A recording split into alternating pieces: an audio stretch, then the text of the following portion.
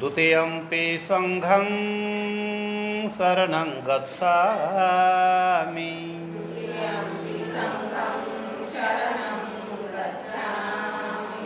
तृतीयंपि बुद्धं शरणं गच्छामि।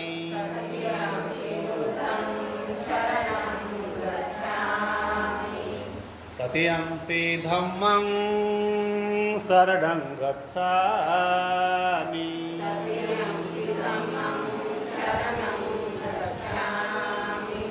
तृतीयंपि संघं शरणं गच्छामि।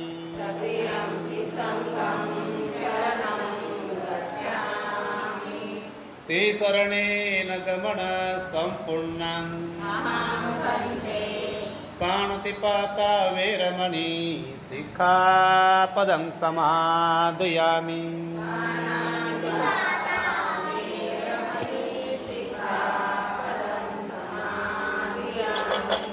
अदीनदाना वेरमणि सिक्खापदं समादयामि।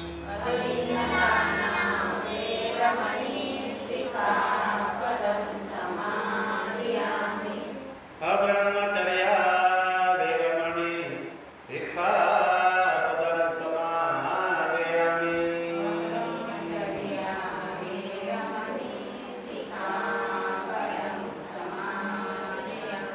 कामेषु मिथ्याचारा वेरमणि सिक्खापदं समादयामि।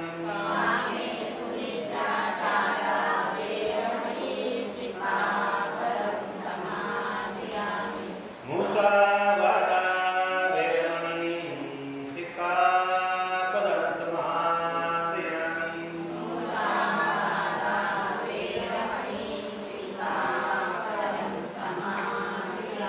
सुरामेरैमज्जपमादठाना वेरमणि सिक्खापदं समादयामि।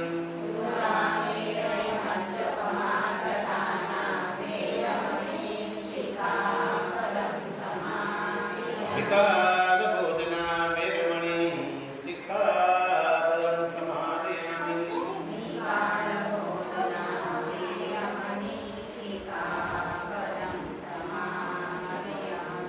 नच्चकेतवादित्यविशुकदशनमाला गन्धा विलेपनधारण माण्डने विसृष्टाना वेरमणि सिक्खापदं समादयामि।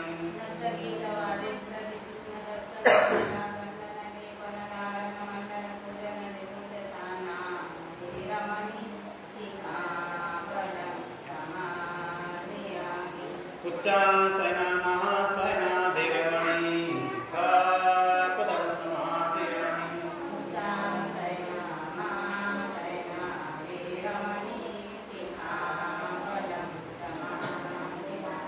शरणेन सद्यं अट्ठांगं सपन्तशिरं धम्मं साधुकं सुरक्षितं कात्वापमानेन सेग सम्पादेथ।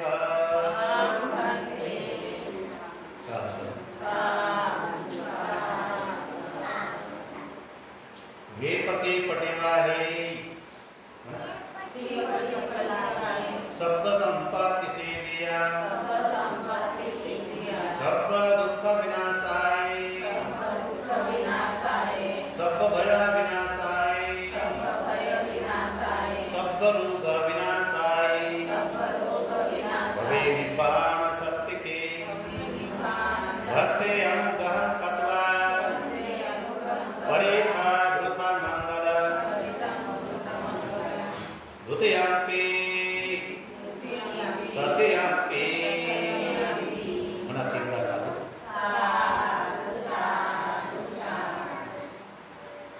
आज आपल्या रामजी चौक जयगुरु बुद्धविहारामध्ये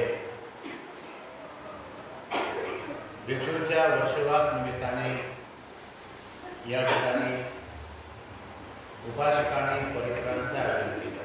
या ठिकाणी पण भिक्षू आहेत, इथे कोणी भिक्षू नाही आहे, पण तरी त्या रामजी चौकातील सुधासंपन्न बौद्ध उपासिका दरवर्षी वर्षवासानिमित्ताने भिक्षूच्या उपस्थितीत कार्यक्रम आयोजित करतात. पण खरं भिक्षूशिवाय विहाराला शोभा नसते. पण तरी मात्र समाधान मानून बुद्धाच्या काळापासून ही प्रथा आलेली आहे. कारण अशा प्रकारचं भिक्षू जेव्हा अधिष्ठान घेतो, जेवढा तो भिक्षू शिलाने प्रबल असेल, समाधीने प्रबल असेल, प्रज्ञाने प्रबल असेल, या अधिष्ठानाच्या माध्यमातून त्या भिक्षूलाही सुंदर असे तरंग प्राप्त होतात. व उपासकाला देखील 3 महिन्याच्या कालावधीत विविध प्रकारचे तरंग त्यांना भेटत असतात, प्राप्त होतात. तर त्यांना उपासका उपासक उत्साहित मनाने अशा भिक्षूंच्या अधिष्ठानामध्ये भाग घेतात. पण जरी या ठिकाणी भिक्षू नाही, तर भिक्षूच्याच अधिष्ठानाने आधाराने हे कार्यक्रम उपासका करत असतात. दरवर्षी दुसऱ्या उपासका करतात. तर तेव्हा या अधिष्ठानामध्ये श्रीदासंपन्न बौद्ध उपासकांनी नेमाने 3 महिन्यापर्यंत बुद्ध वंदना केली पाहिजे, सूत्रपठण करायला पाहिजे बुद्ध नेमाने, आणि आपल्या पारामिताचं अनुकरण केलं पाहिजे. पौर्णिमा, अमावस्या, अष्टमी, महिन्याला 4 उपस्थित येतात. त्या चारही उपस्थितांमध्ये भिक्षूंना निमंत्रित केलं पाहिजे, त्यांना भोजनदान केलं पाहिजे, त्यांना यथाशक्ती आर्थिक दान दिलं पाहिजे, अष्टपुरस्कार दान दिलं पाहिजे, जीवन दान दिलं पाहिजे. खरा हा वर्षवासाचा सुरुवातीचा कार्यक्रम चिवराचा कार्यक्रम असतो, चिवरदाराचा असतो, चिवरधारी व्यक्तीचा असतो. आणि म्हणून ही आषाढ पौर्णिमा आश्विन पौर्णिमेपर्यंत भिक्षू बलपूर्वक आपला अधिष्ठान घेत असतोय. जरी या ठिकाणी भिक्षू नाही येईल, तरी इथल्या सुद्धा बौद्ध उपासकांनी भाग घेऊन बाबासाहेब आंबेडकरांनी बुद्धाचा धम्म लिहिलेला आहे. तो ग्रंथ बहुगुणी हे आणि मौल्यवान रत्नाची खात म्हणजे धर्मपदाचा साराने बाबासाहेबांनी तो ग्रंथ लिहिला आहे. म्हणून तो ग्रंथ अतिशय प्रभावशाली. म्हणून भगवान बुद्ध त्याचा धर्म या ग्रंथाचं दररोज नित्यनेमाने ज्यांना त्यांना सुंदर प्रकारे वाचता येते त्या उपासकाने वाचायचं, बाकी उपासकाने ऐकायचं, नाही का?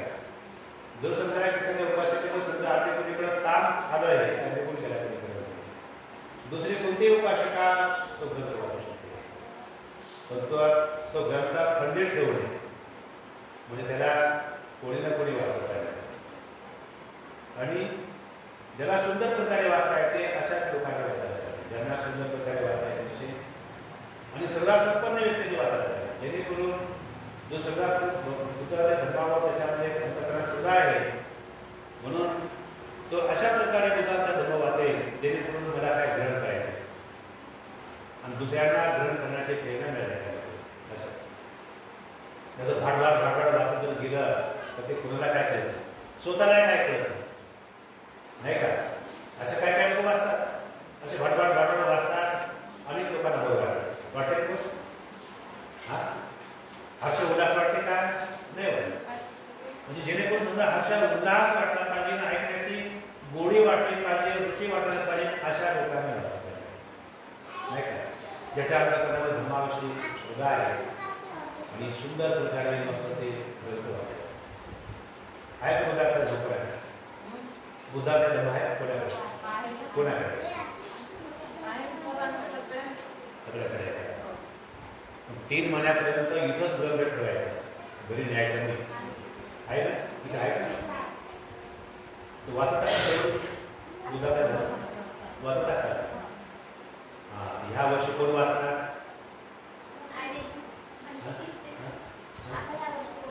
कोण वाचणार? कोण कोणाला चांगलं वाचतात? चांगलं चांगलं वाटतंय ना? तुम्हाला चांगलं वाटतंय?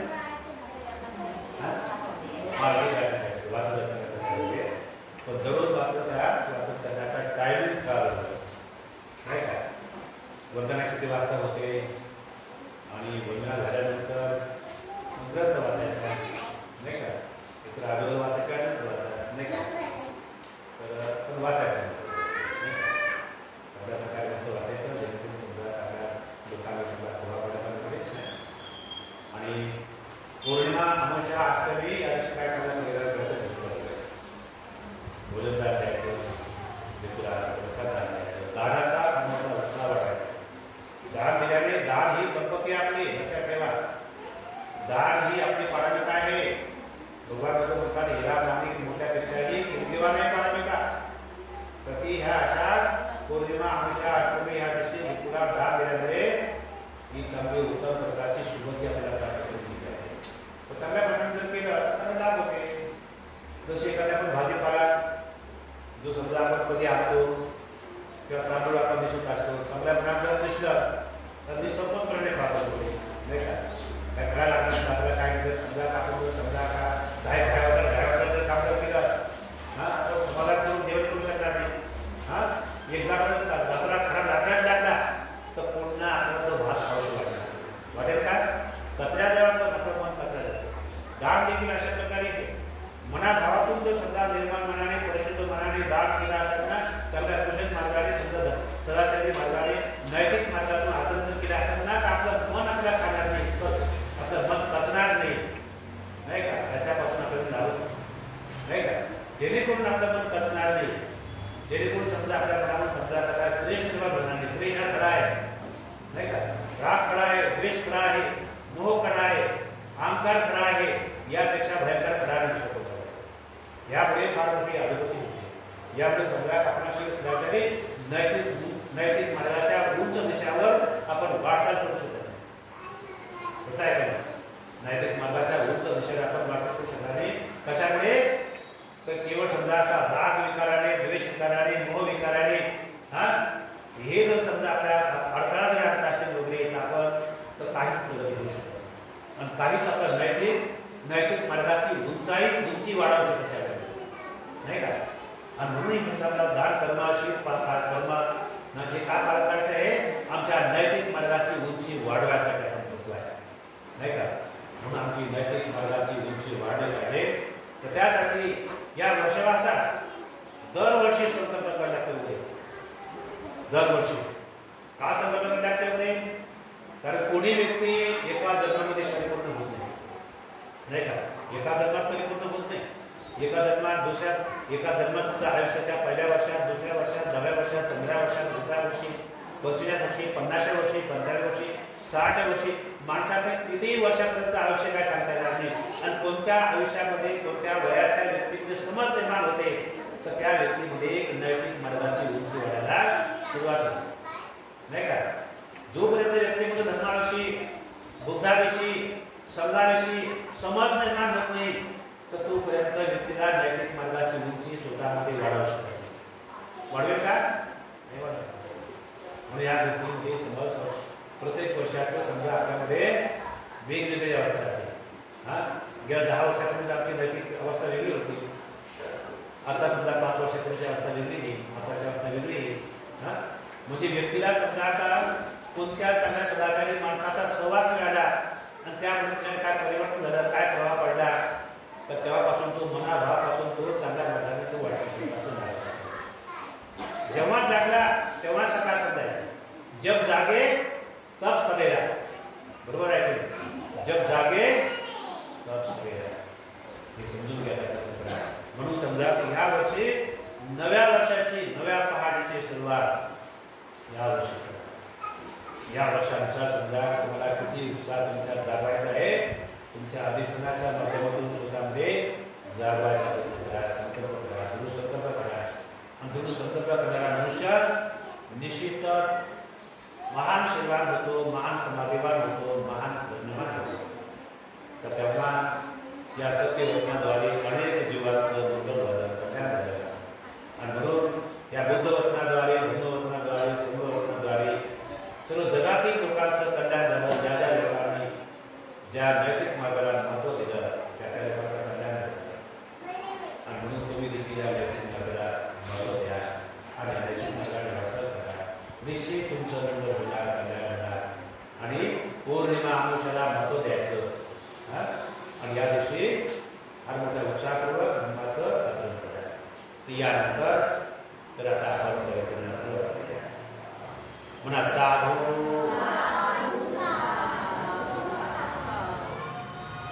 समंता चक्रवारिषु अत्र गच्छन्तु देवता सधर्मान् मुनिराजस्व शृण्वन्तु सगमुखदम् धम्मश्रवणकालो अयं वदन्ता धम्मश्रवणकालो अयं वदन्ता धम्मश्रवणकालो अयं वदन्ता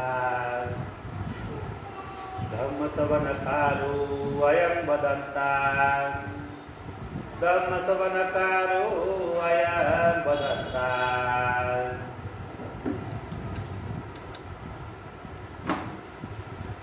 नमो तस्स भगवतो अरहतो सम्मा सम्बुद्धस्स नमो तस्स भगवतो अरहतो सम्मा सम्बुद्धस्स.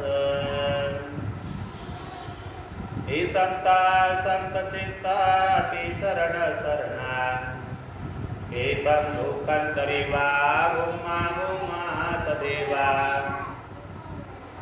गुणगणगणा व्यापटा सदकारण एते अयंतो देवा वरगणतमयी मेरुरादेव संतो संतो संतो सयंतो मुनिवर वतनं सोतुमग्गं समग्गं समेषु चक्रवारेषु यक्का देवास ब्रह्मणो यं ममेहि कथं कुर्यां सर्वसम्पदि साधकं समेतं अनुमोदित्वा समग्र शासने रतां पमादरहितां तु अर्कासु विशेषतः शासनसतलोकस्य उन्ति भवन्तु सर्वदा शासननिपन्तलोकस्य देवरक्षन्तु सर्वदा. सति हुन्तु सुखि सर्वे परिवारे आसनो अणिगा सुमना हुन्तु सर्वे आसिवि राजतो वा सुरतो वा मनुष्यतो वा मनुष्यतो वा अग्नितो वा वधूकतो वा कालुकतो वा कंटकतो वा नखपातो वा जनपदरोगतो वा असन्निमतो वा असन्निठितो वा असपुरीशतो वा चण्डहाति असमेघपूर्णं कुकरङ्गये विचिता मणिसपदीपि अक्षत्रतं सुकरस महिषयकं रखं साधिः नानां वैतो वा नानारुगतो वा नाना उपगतो वा सभे आरक्षं इति पितो भगवा अरहं सम्मा सम्बुद्धो विद्य शरण संपन्नो सुगतो लोकविदु अनुत्तरो पुरीसधम्म सारथि सत्ता देव मनुसानं बुद्ध भगवति बुद्धं जीवित पर्यन्तं शरणं गच्छामि. एक बुद्धादितात एक बुद्धानागता पचपन्ना कहि बुद्धा अहं वदामि सर्वदा नति मे शरणं अयं बुद्धो मे शरणं वरम् इत्येन सच्चवन्तेनं बोधुते जयमङ्गलम् उत्तमङ्गेन वन्देऽहं पादपं सुवरोत्तमम् बुद्धेयो हरितगत बुद्धो कमतु तन्मम यं किञ्चिरतमङ्गलोके वेजति विविधाः रतनं बुद्धसमानाति तस्मात् ते भवन्तु ते यो सन्निसिन्नो वरदो दिमुने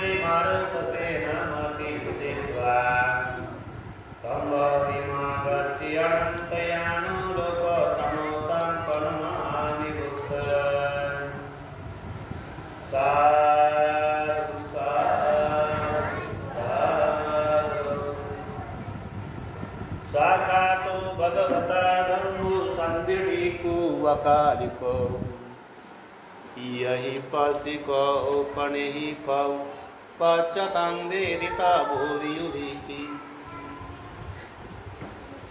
धम्मं त्रिवेद पर्यन्तं शरणं गच्छामि एतद्धम्मातीतत् एतद्धम्मानागता वचुपन्नाथ हे धम्मा अहं वदामि सर्वदा न ते मे शरणं अयं धम्मो मे शरणं वरम् एतेन सत्यवद्वेन मोतु ते जयमङ्गलम् उत्तमङ्गेन वन्देऽहं धम्मं च दिवित्ववरम् दन्तेय करितादत्तधम्मो कमतु यं किञ्चिदतनं लोके वेदते विदितात् रतनं धम्म समानाति तस्मात् ते भवन्तु ते अष्टाङ्गिको हरियोपतो जनानां मुखं भवेत्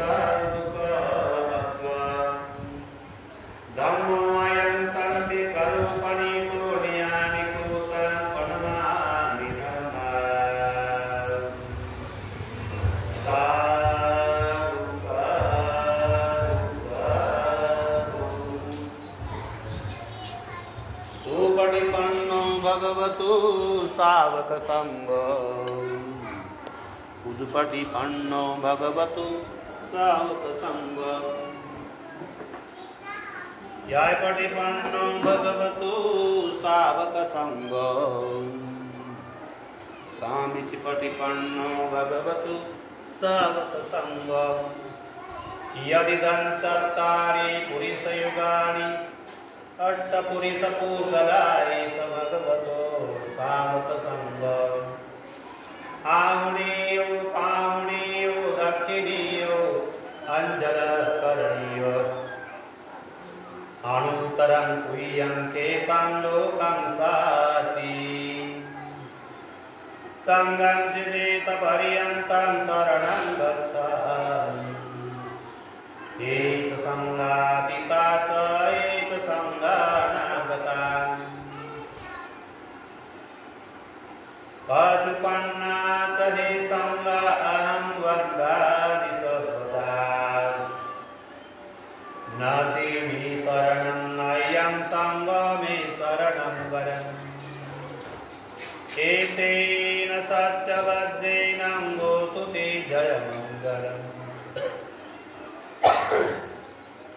उत्तमङ्गेन वन्देऽहं सङ्गं चातिविदोत्तमम् संगेयो करितो दोषो संगो कमतु तं मम यं किञ्चिदतनं लोके वेदते विविधकुत रतनं संगसमानाति तस्मात् भवन्तु ते संगो विशुद्ध वरदक्षिणीय सन्तीन्द्रियो सबमदापहीनो गुणेहि नेकेहि समे दीपतु अनासभूतो प्रणमामि संगं नमामि बुद्धं गुरुसागरं तं सत्ता सदा हन्तु सुखी अवेरान् कायो जिगुच्छ सकल दुर्गन्ध गच्छन्ति सर्वे मरणं गहञ्च नमामि धम्मं सुगतेन देशितं सत्ता सदा हन्तु सुखी अवेरान् कायो जिगुच्छ सकल दुर्गन्ध गच्छन्ति सर्वे मरणं गहञ्च नमामि संगं मुनिराज सावकं सत्ता सदा हन्तु सुखी अवेरान् कायो जिगुच्छ सकल दुर्गन्ध गच्छन्ति सर्वे मरणं गहञ्च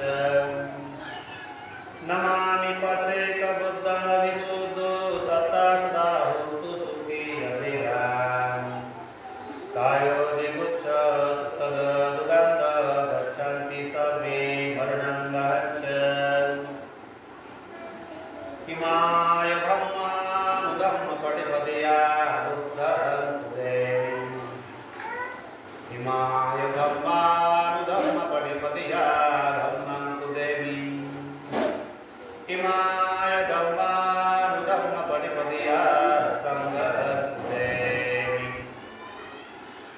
आदाय माय पटिपदया जाति जरा मरणमा परिमुक्तिस्वामी हिमिना पुयकम्मेन मामे बाल समागमम् ससं समागमं तु यावनिब्बाणपतियाम् देवो असन्तुकारेण सत्सम्पत्तिः दीपो भवतु लोकत्र राजा भवतु धम्मिक इमाय बुद्धपूजाय कथाय सुदशेतसा चिरञ्चिरतु सधर्मो लोकन्तु सुखी सदा इमाय धम्मपूजाय कथाय सुदशेतसा चिरञ्चिरतु सधर्मो लोकन्तु सुखी सदा इमाय संඝपूजाय कथाय सुदशेतसा चिरञ्चिरतु सधर्मो लोकन्तु सुखी सदा सर्वपापसहकरणां कुशलसर्वसम्पदा सचेतपर्योदकणं गेतं बुद्धानुशासना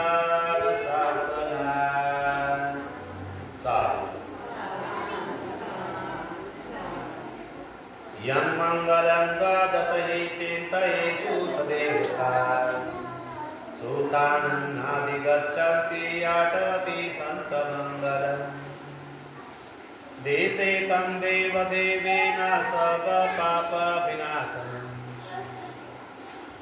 सर्वलोकहिताय मङ्गलं तं वदामहि एवं मे सूतं एकं समयं भगवान् सावत्र्यं विहरति जेतवनी अनाथपिण्डिकसहरामि अतको अयन्तरा देवता विकन्ताय रत्या अविकन्तवना केवलतपं जेतवनां भूभासेत्वा येन भगवतेनुपसन्तमित्वा भगवन्तान् अभिवादित्वा एकमन्तं नट्टासेकमन्तं हिताकुशान् देवता भगवन्तं गाथाय जभासि बहुदेवा मनुष्या च मङ्गलानि अचन्तय अगमगमाना सूतानां गृहे मङ्गलं नूतनाम् असेवनात् बालानां पण्डितानां सेवनाम् पूजातपूजनीयानां नेतमङ्गलभूतमान् पतिरूपधेषु वा सूतापूपेत कथप्रियताम् अत्र समापणी देशैतं मङ्गलभूतमान् माता पितु पट्टानं पुत्रदारससङ्गहम् अनाकुलासतं मन्तायितं मङ्गलभूतमान् दानन्त धम्मचर्यात् यातकानन्त सङ्गहम् अणुवज्जानि कर्माणि एतं मङ्गलभूतमान् आरती भीरति पापामज्जपानन्त संयमम् अपमादूत धम्मेषु एतं मङ्गलभूतम् गारौत निवातुत सन्तुष्टि प्रपतयुताम् कालेन धम्मश्रवणं गीतं मङ्गलभूतम् कन्तेत सोऽथ सत्ताश्रमणानन्तदर्शनम् कालेन धम्मसाकच्छा एतं मङ्गलभूतम् तपोत ब्रह्मचर्यं च आर्यसच्चारदर्शनम् निब्बाणसातिक्रियं च एतं मङ्गलभूतम् कूटसलोकधम्मे चेतं व्यसनकम्पति अशुकं विरजं केमङ्गेतं मङ्गलभूतम् एतादृशानि कतवान् सबकमपराजितान् सर्वतसोऽति गच्छन्ति तं तेषां मङ्गलभूतम् साधु साधु साधु यानि भूतानि समागतानि भूमानि वायानि अनन्तरेति तथागतं देवमनुस्तुतितं बुद्धमस्वामि सुगतिमुक्त यानि भूतानि समागतानि भूमानि वायानि अनन्तरेति तथागतं देवमनुस्तुतितं बुद्धमस्वामि सुगतिमुक्त यानि भूतानि समागतानि भूमानि वायानि अनन्तरिति तथागतं देवमनुस्तुतितं संगमनमस्सामि सुगतिमुक्त करणीयमत्तपुतलेन यं तं पदं नवीसमीचरन्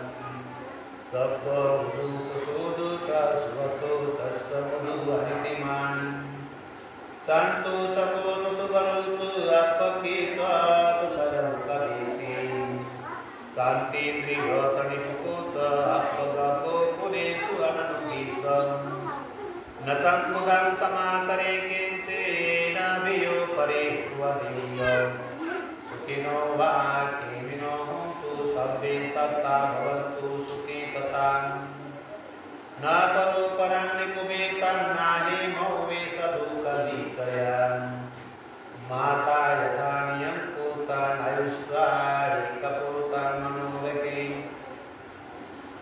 एवं विसर्वभूतेषु मानसं भावय अपरिमाणम् उदं भगवत प्रियञ्च सुभागं अविरङ्गसपतम् तितन्तरं निषेणो वासयान्नो वायावतस्थितमेव एतं सतिं वदितेयं ब्रह्ममेतं विहारं निगमाः द्वितीयन्तनुपगमाशिरवादतने सम्पन्नो कामेषु विनयङ्गे गन्धहि गातो गपसेयो पुनरेति साधु साधु साधु महाकारुणिको नातो हिताय सदपानि पुरन्तो पारमे सर्वापातो सम्बोधिमुत्तमम् एतेन सज्जवद्देन गोतु ते जयमङ्गलम् जयन्त भूतिया मुने सख्यानन्दिवर्धनम् एवं तुयं जय होतु जयतु जय मङ्गलम् सकतुवा भूगरतनं गो सदा उत्तमं वरम् हितं देवमनुसानं बुद्ध तेजेन सोतिमान् न सन्तु भगवा सर्वे दुःखा उपशमयन्तु ते सकत्वा धम्मरतनं गोसदानोत्तमं वरम् परिराहुपसमानां धम्मा ते देन स्तुतिनां न सन्तु पादवा सर्वे भया उपशमेन्तु ते सकत्वा सङ्गरतनं गोसदानोत्तमं वरम् आहनीयो पाहुनीयो संवते देन सोतिनां न सन्ति भगवा सर्वे रोगा भया दुःखा उपशमेन्तु ते यं किञ्चे रतनलोके वेदति विविधातुः रतनं भूतसमानाति तस्मासु ते भवन्तु ते यं किञ्चे रतनलोके वेदति विविधातुः रतनं धर्मसमानाति तस्मासु ते भवन्तु ते यं किञ्चे रतनलोके वेदति विविधातुः रतनं संगसमानाति तस्मासु ते भवन्तु ते नापि मे शरणं अय्यां बुद्धो मे शरणं वरम् एतेन सच्चवद्देन गोतु ते जयमङ्गलम् नाति मे शरणं अय्यां धम्मो मे शरणं वरम् एतेन सच्चवद्देन गोतु ते जयमङ्गलम् नाति मे शरणं अय्यां संभो मे कीर्तिर सच्चवत्रीनं भूतु ते जय मंगलम् सब्बीतियो विभाजन्तु सावरोगो विनाशतो माते भवन्तान्तराय सुखी दीर्घायुको भवतु सर्वमङ्गलं रक्षन्तु सर्वदेवता सर्वबुद्धानुभावेन सदा सुते भवन्तु ते भवतु सर्वमङ्गलं रक्षन्तु सर्वदेवता सर्वधर्मानुभावेन सदा सुते भवन्तु ते भवतु सर्वमङ्गलं रक्षन्तु सर्वदेवता सर्वसर्वानुभावेन सदा सुते भवन्तु ते न कान्तया कमुतानां पापग्रहनिवारणं परिप्रसानुभावेन हन्तु सर्वे उपद्रवे यं दोषनिमित्तं गौमङ्गलं युक्तमनापि सपुनः पापग्रहदोषोऽपिनान्दकर्तां बुद्धानुभवेन विनाशमेत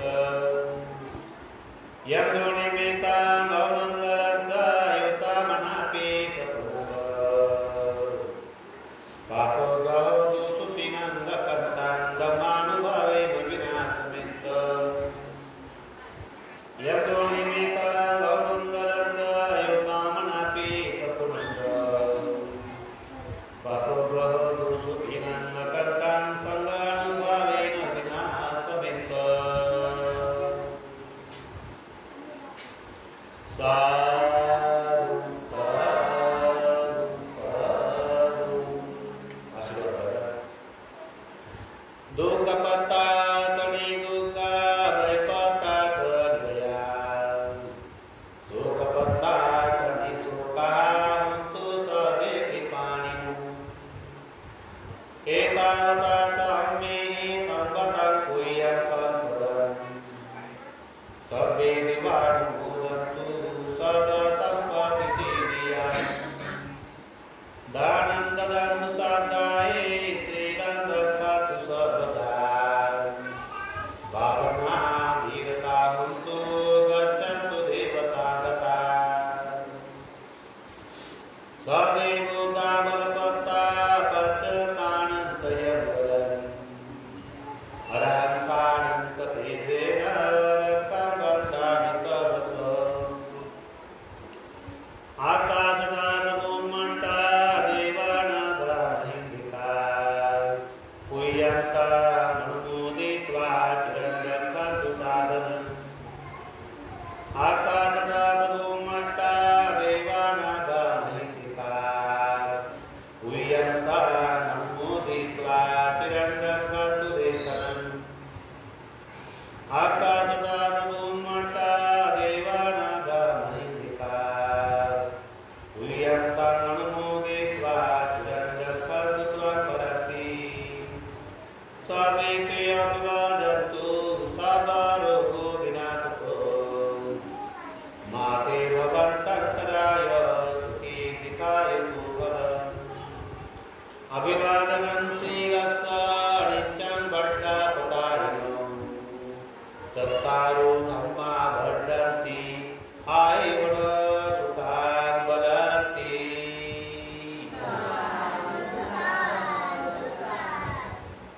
तीन